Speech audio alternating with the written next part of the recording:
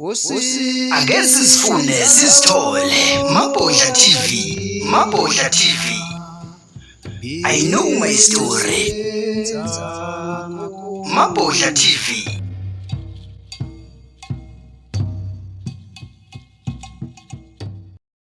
Namhlanje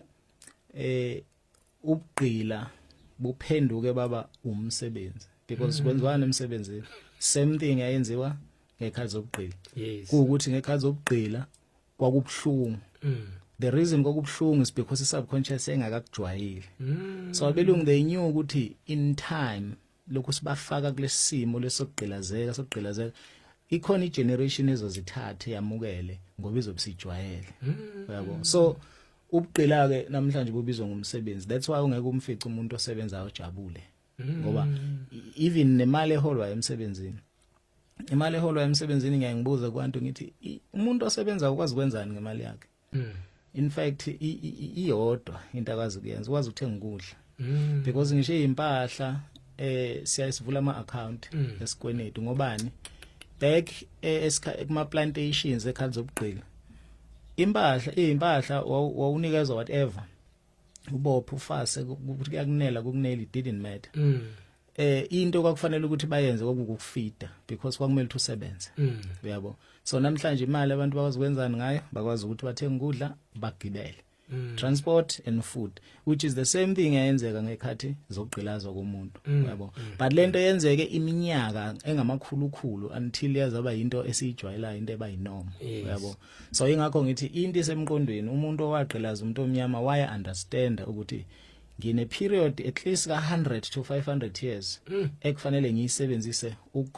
ukufaka information ethile kulo muntu after leyo minyaka ngizobe ngasadinga uba seduze kwakhe uzobe sezenzela yena uyabo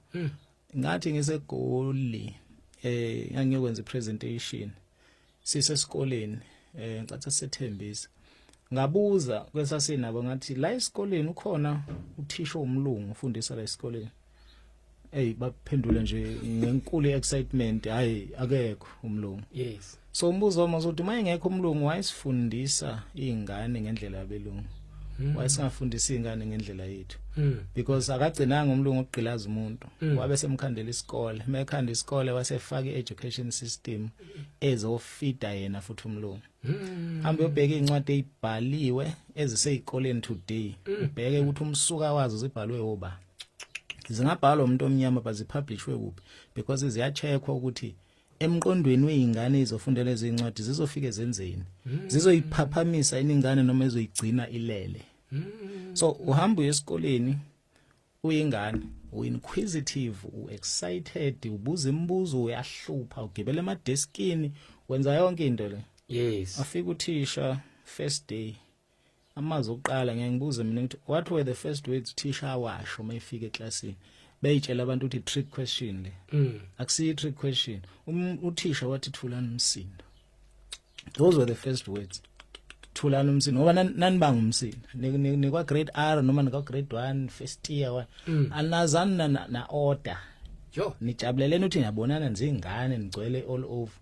into oqala uthisha sho thula umsindo then lawo mazi ukuthula umsindo wawezwa from day 1 up until wazoqeda ukufunda mawaqeda yabo so lawo mazwi lawa athula umsindo ayenzani kancane athulisa even ngisho ama ambitions akho athulisa ngisho ama talent akho athulisa yonke into engawe so ungena esikoleni uyingane full of potential by the time uphuma kwa matric so uyi4 jo ngiyangithi isizathu sobungane ukufunda ukuba mdala umsebenzi wengane kufunda ukuba mdala ukuthi mase ngimdala fanele ngenzeni so you would think ukuthi lo 12 years ususpend esikoleni usifundisa ukuba badala until ufika high school well mhlambe primary singaxola sithi hayi vela ama basics yawadinga but mafika high school yini entsha oyifundayo ekufanele wena ngoba umdala manje high school usumuntu osecapable ngisho nokuba nokuletha umuntu emhlabeni ake ngenze isibonelo esinjalo so yino yenzayo ekhombisa ukuthi umuntu oprepare uba mdala yes usaqhubeka nokukopisha ama notes obokade uwakopisha primary usaqhubeka nokuthi uyofundiswa ngendlela eyodwa whether uzoba ummeli noma uzoba uplumber kodwa ufundiswa ngendlela eyodwa uyabo so umehluko awubebikho because inhloso yesikole ngokwendlela esiyiyo namhlanje was not ukuthi ithuthukise umuntu was ukuthi imenze iqede khiphe kuyena imlose self confidence angazi lutho so that ezokwazi ukuconform ethe phuma angithe wole iminyaka yakho yobuncane yokufunda ukwenza izinto awufundanga lutho especially into eyodwa ebalekile which is ukwenza imali so azange uzwalikho iclass lokufunda imali ukufunda ukwenza imali olattendile so now usona 18 20 25 usudinga ianda noma udinga ama toiletries sekuyinkinga manje ukuthi mama ngicela ungithengele ianda una 25 but because ukwazi ukwenza imali akaze ufundise ama basics okwenza imali yonke leminyaka ufunda the first thing ozoyenza yini uzomba ufuna umsebenzi because wonke lo 12 15 20 years ubufundisa ukuthi the only way you can make money ukuthi ufuna umsebenzi. Imagine if ingane esikoleni ifundiswa ukuthi the only way you can make money is to start a business is to build a product or a service every single day. If that was the teaching yasesikoleni so umuntu omnyama ke unaleyo nkinga as much as ungasinto ehlasela umuntu omnyama kuphela leyo mqondo but kumuntu omnyama iworse because itargethe yena kakhulu so kufanele ifihlwe kungabi ngazuthi into abantu abamnyama kuphela ibe yinto atheka wonke umuntu kodwa ibe itarget kuwena bayakwazi abelungu kukhona iscene engake ngayibuka kwenye series isniper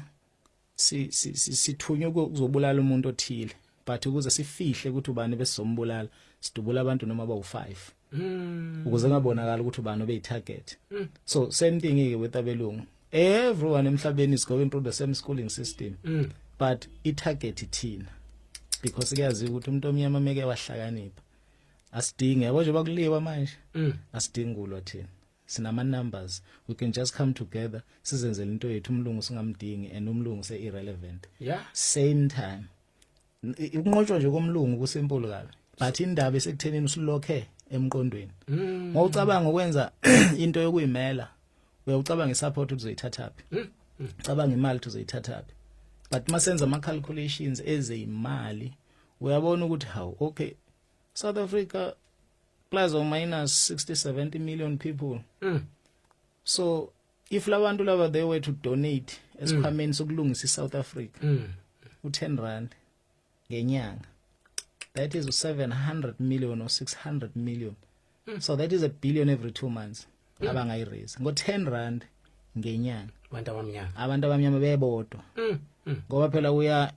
plus or minus 80-82% mhlambe sesinyukile leso sibalo ngicina ubona census we are controlled by abantu abawu 18% nawo bawuhlukanisile belunga amandiya amaChina amaSulman amaPakistan bonke bahlukaniselana 18% thina we are over 80% yet is controlled yilabantu laba why because basilokho emqondweni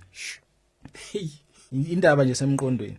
ayike emoyeni ifike yaqaqeka emqondweni izoqaqeka nasemoyeni because we've got abantu abaphiwe ngokomoya but because emqondweni kulokhekile ibalance ayikho we've got abantu abaphiwe ngomqondo mina akayifoli kule category abaphiwe ngomqondo but ibekulokheke emoyeni but lezi zinto zo2 ziyahambisana zincikene kanje and abelungu they knew we have to separate these people from umoya because must ba separate emoyeni indlela yokuba separate emoyeni ukubalimaza emqondweni so inde so zigidi abamabhodla indaba yomqondo inde kakhulu ngithinta lapha nalapha yabo but ibasic nje khona yokuthi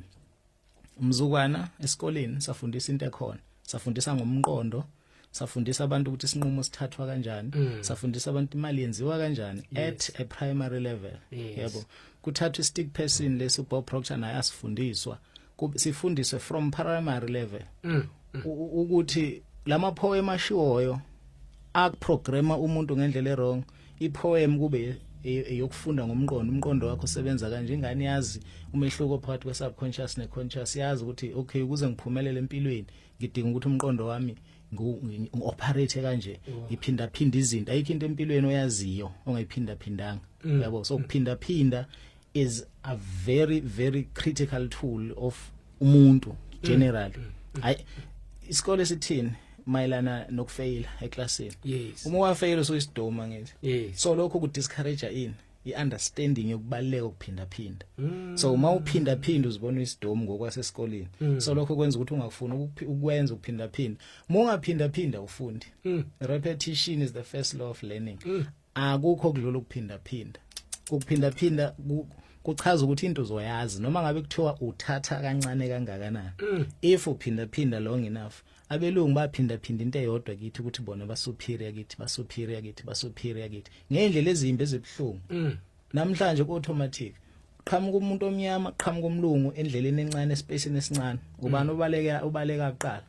umuntu omnyama ubaleka kudle ngodonga because umlungu uyifakile lento emqondweni ukuthi akasatshwe. Uyabo so ake ngime lapho mabhodla ngoba leyo mqondo ibanze kakhulu. But indaba isemqondweni ukuthi kwi subconscious mind yakho iparadigm ekhona which is ama habits akho kuncane iwona ku driver iyona into ekuvimbayo ke leyo ukuthi uyela ufuna ukuya khona. Uyibone mina ngiyayibuza kuma workshops ukuthi ubani ongazi la ukuthi uzuphumelela kumele wenzeni. Yes. Wonke umuntu uyazi kumele ube disciplined, kumele ube focused, kumele then why are you not disciplined and focused? Because indaba ikuphi iku environment yakhe attack umqondo wakho ngaso sonke isikhathi because i negative. Yabo umlungu hola imali efanayo naye enza izinto ezibhetter because uhlala ku environment engcono. So indaba isemqondweni. Ake sisifune sisithole Mabhodla TV. I know my story. Mabhodla TV.